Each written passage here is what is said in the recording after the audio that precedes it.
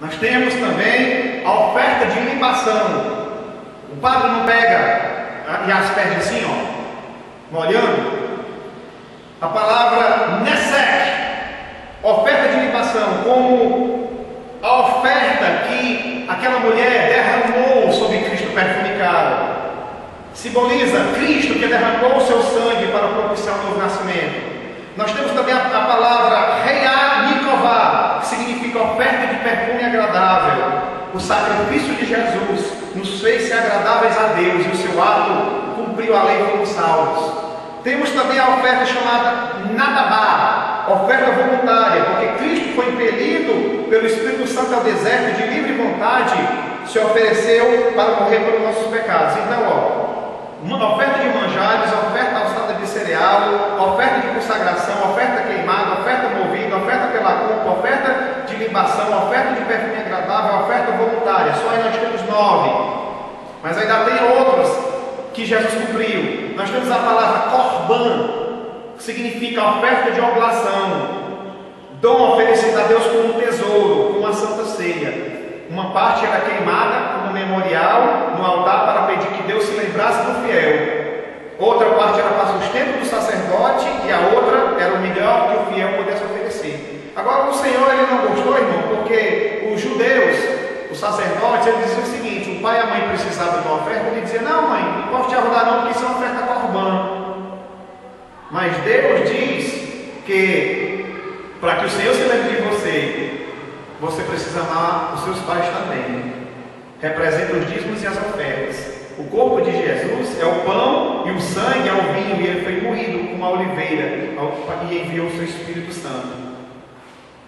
Oferta de oblação 10. Reshit, oferta de primícia. Temos também a palavra bikur, os primeiros frutos da colheita e fruta madura. Representa o ritual do Pentecoste, como Jesus sendo primogênito dentre os mortos. Primeiro feixe de frutos ao Senhor, que hoje não é você dar o primeiro dinheiro ao banco, não, é você viver para Deus, a prioridade. Quem pensa que está tirando 10% para Deus, mas não vive para o Senhor, não está dando a oferta de primícias. Temos também a oferta chamada de kafar, a oferta pelo pecado, onde o sangue de Jesus cobriu nossos pecados, fez expiação e nos reconciliou. Temos a palavra também Hashem, oferta pela ignorância, porque o Senhor nos salvou e gera o arrependimento aos homens ao ouvir o Evangelho. Inclusive, irmãos, tem uma coisa interessante, pastor, e quem nunca ouviu falar de Jesus, o que é que vai ser dessa pessoa? Olha aqui como é interessante. Abra sua Bíblia em Romanos 2, capítulo, versículo 11 a 16. Quem nunca ouviu falar do Evangelho? Porque para Deus não há acepção de pessoas. Assim, pois, todos os que pecaram sem lei, também sem lei perecerão. E os que pecaram com lei serão julgados. Porque só quem ouve a lei não é justo, mas quem pratica a lei. Quanto aos gentios, os que não têm lei, os que não conhecem o Evangelho, procedem por natureza, de conformidade com a lei, não tendo lei, servem eles de lei para si mesmos.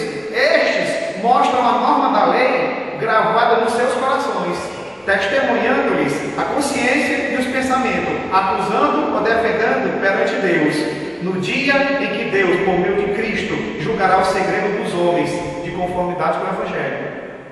Então, a Bíblia, ela é a revelação de Deus, amém? Mas o Senhor, Ele também, o Espírito Santo, Ele pode falar sobre a verdade do reino de Deus para quem não conhece a palavra. Agora eu te pergunto, quem é o mais incrédulo? É o que anda com a Bíblia e não pratica? Ou aquele que não tem a Bíblia, nunca leu a Bíblia, mas dentro do seu coração ele quer fazer a vontade de Deus?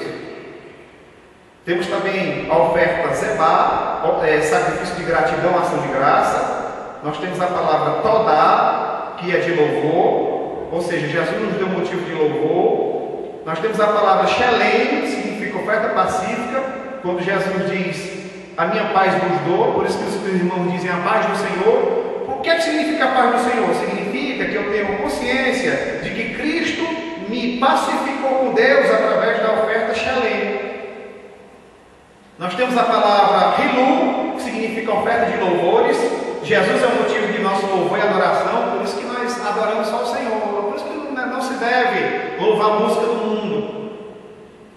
E nós temos também a palavra Haskará, significa comemorativa, as ofertas de alimento queimada diante de Deus.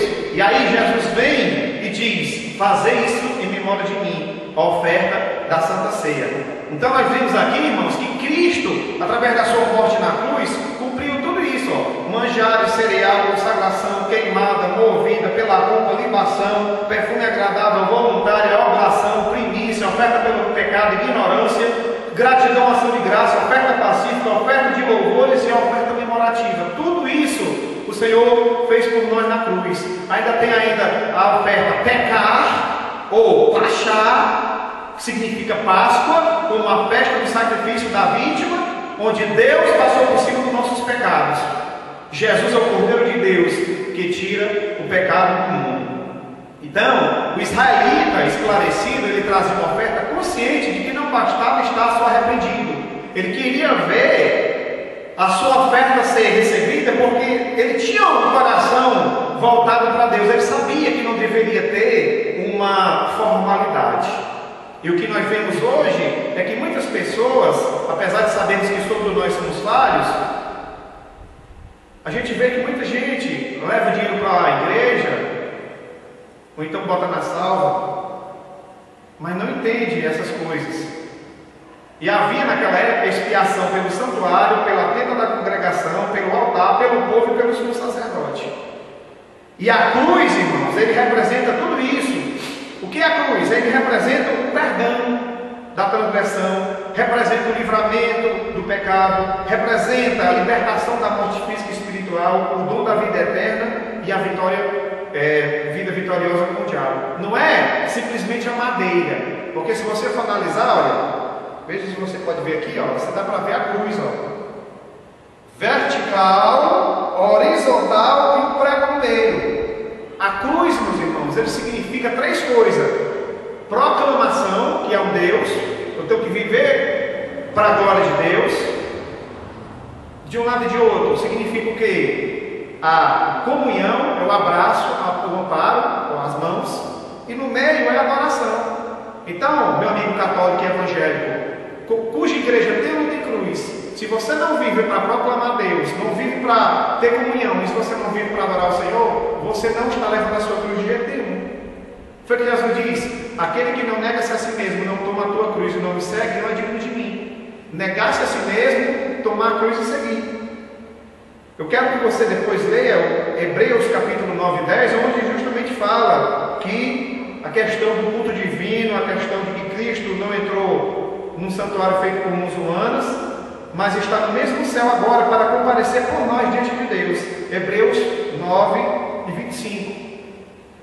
Vamos ver aqui uma comparação entre a Páscoa judaica e Cristo, a ceia. Primeiro vamos entender a Páscoa. Na Páscoa do Antigo Testamento, ó, o animal era abatido e o sangue era aspergido para redimir os israelitas. O povo que ia atravessar o Mar Vermelho e que foi liberto do cativeiro. Então, o animal foi morto, os israelitas comeram, aí Deus abriu o Mar Vermelho e depois eles tiveram o êxodo no deserto, onde Deus mandou o maná, onde Deus mandou os mandamentos, e aonde a serpente de bronze era levantada, e toda aquela pessoa que era curada de picada de serpente, eles eram curados. E os judeus entraram na terra prometida. Agora vamos fazer um paralelo na cruz.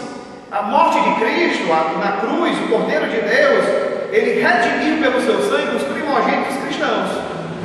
E assim como abriu-se o Mar Vermelho e abriu-se o Rio Jordão para o povo entrar na terra prometida, agora abre-se o céu e o cristão pode entrar no céu. O batismo liberta as pessoas do cativeiro do pecado. O Espírito Santo desceu como 50 dias de Pentecoste, e também nós temos um maná, que este maná é a própria palavra, Jesus é o maná. E nós podemos também, irmãos, sermos fiéis da cilada do diabo e podemos receber um reino eterno através da morte de Cristo na cruz. Então há um paralelismo entre a Páscoa e a ceia.